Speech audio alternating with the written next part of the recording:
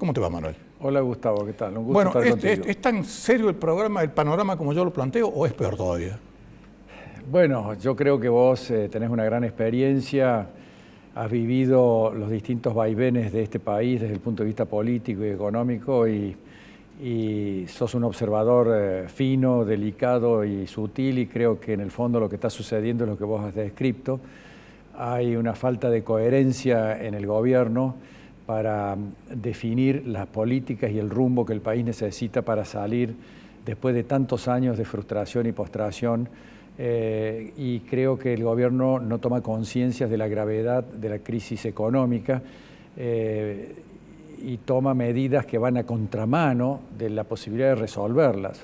El hecho de intervenir en la economía permanentemente, con controles de precios, con cepo cambiario, con prohibiciones a las importaciones, prohibiciones a las exportaciones, está generando una tensión en la economía que genera un desánimo y una falta de confianza en el sector productivo que no solamente ha generado la salida de muchas empresas del país, importantes empresas que han abandonado el país por la falta de previsibilidad que hay en este gobierno, sino que también hay un desánimo en los sectores nacionales, también que no invierten.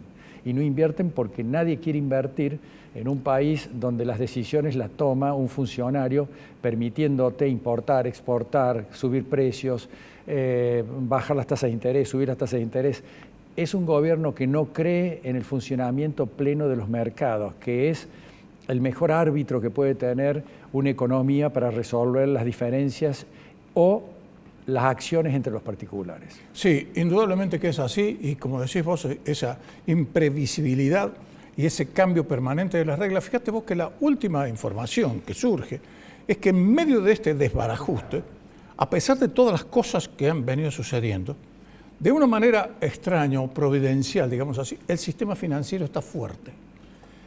Y a pesar de eso, se quieren meter con el sistema financiero, donde quieren entrar a vulnerar uno de los pilares fundamentales, como es el secreto bancario.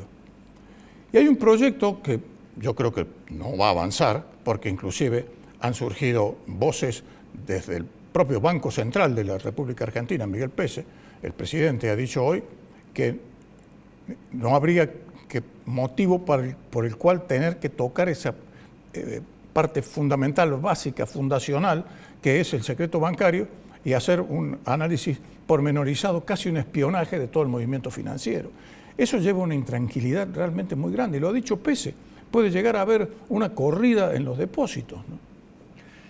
Bueno, mira, creo que el sistema financiero está sólido porque es uno de los sectores de la economía que no se introdujeron cambios desde el gobierno anterior a este gobierno. El gobierno anterior instrumentó un sistema en donde los depósitos en dólares del sistema financiero debían ser prestados solamente a sectores que trabajan y exportan en dólares.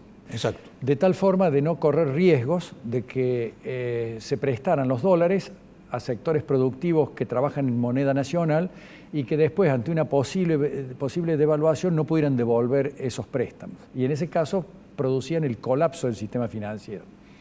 Entonces, los depósitos que tiene el sistema bancario están en dólares, están ahí.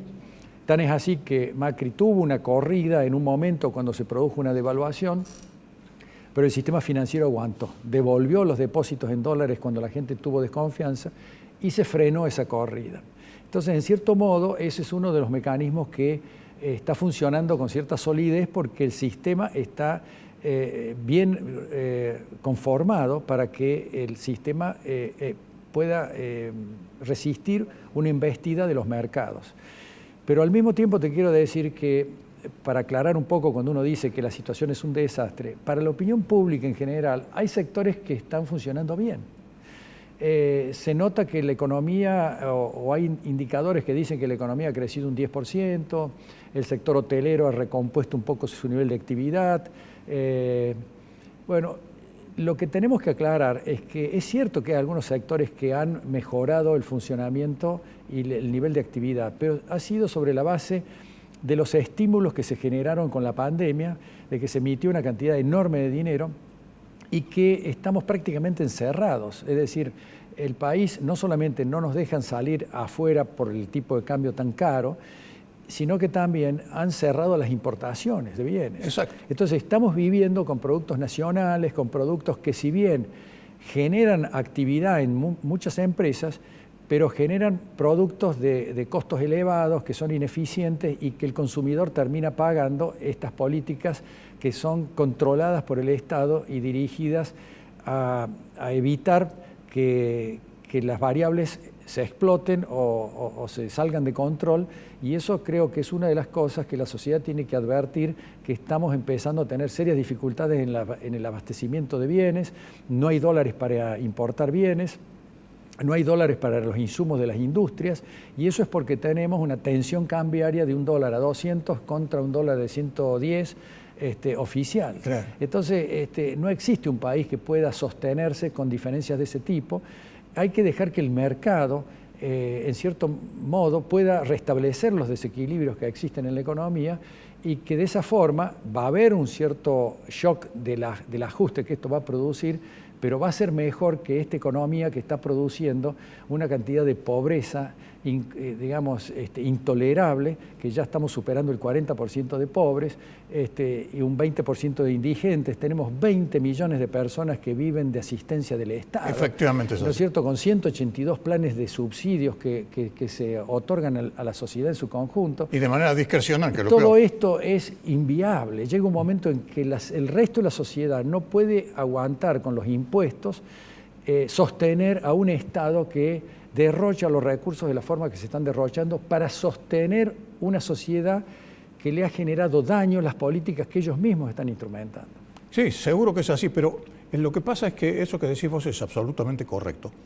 Lo que sucede es que tendría que existir, por lo menos, una diagramación, buena o mala, digamos así, porque sabemos a qué atenernos, pero tendría que haber un rumbo que no existe. Este gobierno, lo dijo el propio Alberto Fernández, nosotros no tenemos plan económico, es una cosa inconcebible. Uno cuando lo escucha, cuando dice cosas como esas, o cuando dice expresiones en contra de la meritocracia, es decir, donde todos somos iguales, da lo mismo un burro que un profesor, como dice el tango, todo eso lleva a un desánimo generalizado, y hay sectores que vienen trabajando muy fuertemente desde hace muchísimo tiempo, que no saben efectivamente qué va a pasar la semana que viene. Ese es el tema. Es el cortoplacismo argentino típico. Sí, es el cortoplacismo que determina el proceso inflacionario. Exacto. Un gobierno y un país que tiene los desequilibrios macroeconómicos que tiene Argentina, déficit fiscal, emisión de moneda, desequilibrio energético, tarifas completamente atrasadas, que se han atrasado ahora nuevamente, genera un proceso inflacionario porque hay que sostener eso con emisión de moneda, y realmente la inflación es la madre de todos los problemas. Si nosotros y el gobierno se concientizara de que hay que combatir la inflación, resolvería muchos problemas que están detrás del proceso inflacionario, como son el déficit fiscal, la emisión de moneda, el tamaño del sector público, la presión fiscal, que hay que reducirla porque hay que reducir el tamaño del sector público.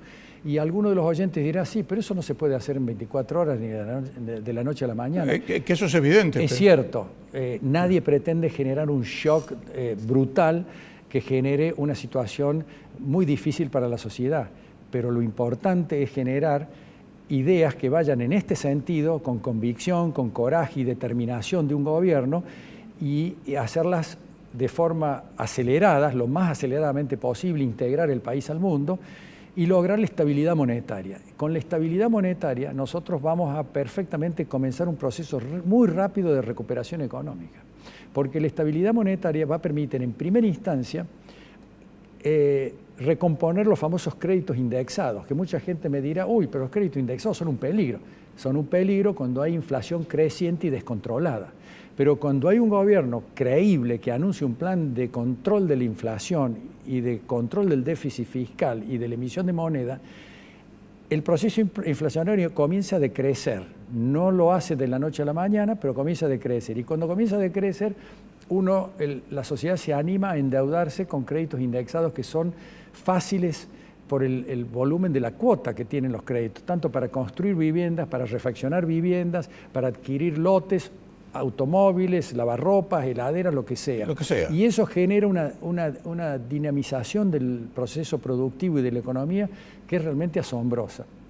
Y esto es lo que tenemos, luego vendrán los créditos con tasa de interés fija, pero cuando el proceso de estabilidad se haya concretado, consolidado. Bueno, estas son las cosas que la sociedad argentina tiene que comenzar a comprender, que tenemos que pasar por un ligero y corto periodo de correcciones y después renacerá el proceso del auge, de la recuperación económica, y empezaremos a generar riqueza y empezaremos a generar inversiones, puestos de trabajo, empleo y por lo tanto la disminución de la pobreza, que es algo que realmente el país no puede seguir tolerando y permitiendo que tengamos estos niveles de pobreza con la riqueza que tiene nuestro país. Manuel, yo estoy totalmente de acuerdo con lo que vos decís. Lo que ocurre es que no hay una conducción verdadera. Nadie sabe realmente quién maneja este país, porque por momentos parece que lo quiere manejar el presidente de la Nación y por otros parece que la influencia de la señora Cristina Fernández de Kirchner es tan fuerte que es como si le pusiera un vallado inexpugnable para todos aquellos que quieren ir a lo mejor en el rumbo correcto, como es tibiamente lo que quiere hacer Martín Guzmán, pero sin embargo lo siguen petardeando por todos lados. En consecuencia, afuera, Manuel, definitivamente... No creen en Argentina. No creen en la Argentina, no creen en nosotros, no tienen confianza. Vos usaste una palabra que es clave, credibilidad. Lo que pasa es que hay medidas de ese tipo, como decís vos, que son las que es imprescindible tomar, pero que únicamente son posibles y se las puede llevar adelante si hay gente que realmente le cree al gobierno. En este momento la palabra presidencial, por ejemplo, está totalmente devaluada. Bueno, este problema económico tiene su raíz en la falta de convicción por las políticas sensatas y razonables que yo acabo de describir, que creo que absolutamente que son las que se aplican en todos los países que han tenido éxito, pero que en nuestro país está agravado por esta dualidad política que tiene este gobierno, que es que tenemos una vicepresidenta que piensa como piensa quizás un Nicolás Maduro en Venezuela, que la economía se puede controlar todo y hay que otorgar los subsidios a la gente para resolverle los problemas económicos, y se olvida de la producción, del trabajo, de la generación de riqueza que hay que estimular para que el país realmente salga de manera virtuosa de este problema. Y el presidente, que no solamente convalida estos lineamientos, sino que los obedece o no se anima a cambiar sus ideas, que aparentemente están en discrepancia con la vicepresidenta. Esto le está haciendo un daño enorme al país, porque un país que tiene doble conducción o dobles ideas en la conducción del país, no se sabe para dónde va a ir, cuál rumbo va a tomar, y esa falta de previsibilidad, de confianza, es lo que genera la situación que hoy vivimos de pobreza, de frustración, en una sociedad que no merece que estemos en esta situación. La última pregunta tiene que ver con tu condición estricta de empresario, además de has sido empresario toda tu vida, pero ahora te toca estar en la palestra y los dardos muchas veces que te tiran de todos lados, que ya sabemos de dónde provienen. Pero, ¿qué pasa, por ejemplo, con la disponibilidad de automóviles que vienen del exterior? Bueno, a raíz de lo que yo dije recién, estas políticas de cepo cambiario, de controles de la economía han generado una restricción, una pérdida de reservas y desequilibrios comerciales que han generado, y además cierta fuga de capitales ante la desconfianza también. La gente ha comprado todos los dólares que pudo en su momento o ahora, y no hay dólares para abastecer las demandas de los importadores. Inclusive hay menos dólares para abastecer la demanda de los industriales que tienen que comprar piezas para ensamblar productos, como en este caso automóviles. Así que no hay automóviles importados, hay muy pocos automóviles importados. Estamos sobreviviendo con automóviles nacionales. En cada marca tenemos los autos nacionales que se fabrican en el país y alguno que otro auto importado, y bueno, tenemos problemas con los planes de ahorro también para cumplir con los clientes que están esperando algún auto importado que no viene. Pero bueno, son las restricciones que este mismo gobierno está generando y que produce efectos no deseados en los consumidores, en la economía, y que hay que revertir liberalizando la economía, generando confianza, liberando las exportaciones del sector agropecuario para que generen dólares, pues generen confianza. Hemos tenido el sábado una marcha del sector agropecuario muy preocupado importante por el aumento de las retenciones, por este tema de las ganancias inesperadas, que es realmente una verdadera atrocidad desde el punto de vista conceptual. Nosotros ya, los empresarios y todos los sectores pagan impuestos a las ganancias. Inclusive, si hay distribución de dividendos, se paga hasta un 40% de las ganancias. Y bueno, si uno gana más dinero va a pagar más impuestos porque es un 40% lo para que eso, para las ganancias, está el impuesto a las ganancias. ¿Por qué tenemos que tener una tasa adicional ahora? Porque se considera que la guerra de Ucrania ha generado alguna ganancia inesperada, pero hay costos inesperados también, que son los costos de la energía, de los combustibles, de los fertilizantes, de todos los productos que vienen del exterior, que también están generando una situación de equilibrio en este esquema de las ganancias de los sectores productivos. Creo que son errores conceptuales. Me parece que este gobierno no crea un clima amigable con la inversión, con el sector productivo, que es el que en definitiva va a lograr revertir esta situación con confianza e inversiones y visión de futuro sobre el país. Lo que pasa es que hay un sector dentro del gobierno, particularmente el kirchnerismo y dentro del propio kirchnerismo de la Cámpora, que a todos ustedes los empresarios, a nosotros los periodistas nos ven como enemigos. Sí, nosotros inclusive nos han hecho responsables de la inflación, de que nosotros somos perversos, de que, bueno, obviamente que nosotros, todos los sectores productivos aumentan los precios porque hay inestabilidad, hay inseguridad en la reposición de la mercadería.